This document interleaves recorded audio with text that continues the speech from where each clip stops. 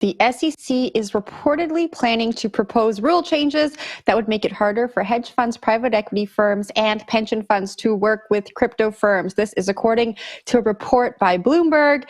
This would make it more difficult for crypto companies to become qualified custodians. Qualified custodians hold client assets for money managers. Zach, I'm going to kick this one off to you. We spent so much time 2 years ago talking about all of these institutional players getting into crypto. And here we are, it's 2023, and the SEC is cracking down. What do you make of this? Yeah, full court press, eh? Crazy to see just the full force of the regulatory apparatus.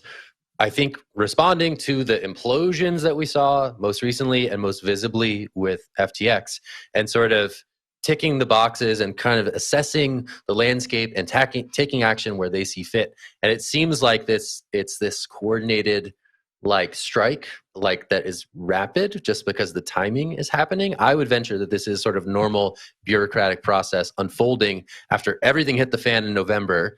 Everyone's trusted crypto cover boy, Sam Bankman-Fried, turned out to be an alleged fraudster, and folks at the SEC hit the panic button. And I think that's what we're seeing come to bear now based on some of these reports and some of these announcements around SEC enforcement actions and other sort of things that they're looking into as it relates to the crypto economy. So this is another sort of prong of that, I'd imagined.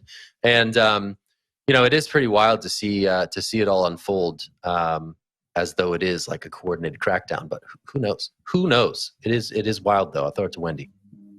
My question would be, I get that they want to make it harder for crypto firms to kind of operate in the US, but at the same time, does this directly impact retail? Because for hedge funds, don't they have to work with accredited investors and, people from that spectrum from traditional finance? So how is this actually impacting retail? I guess the only way that it would impact retail, and I'm not going to answer my own question, I'm just talking out loud.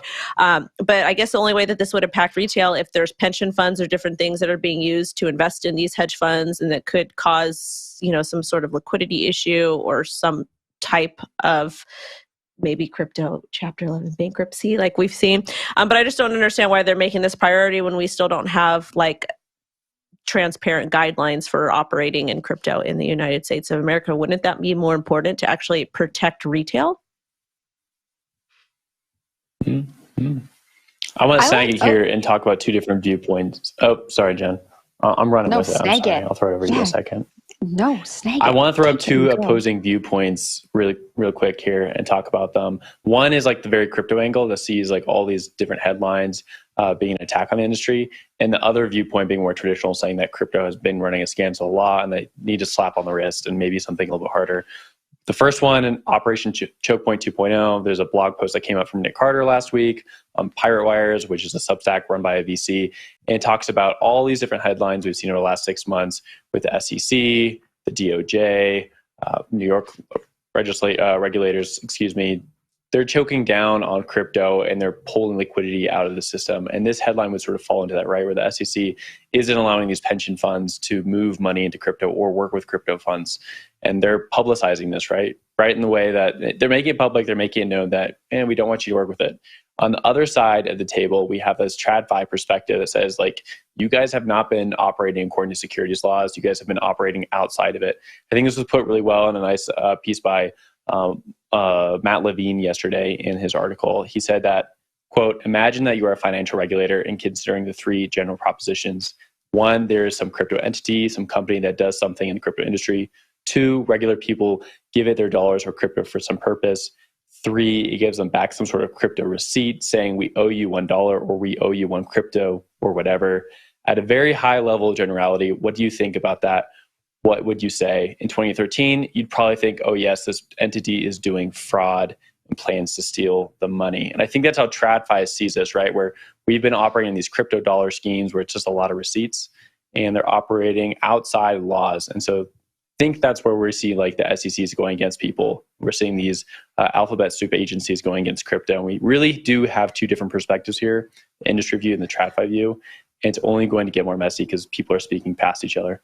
Wendy, I'm going to throw it back. Oh, actually, Jen, I stole it from you in the first place. So throw it back over to you.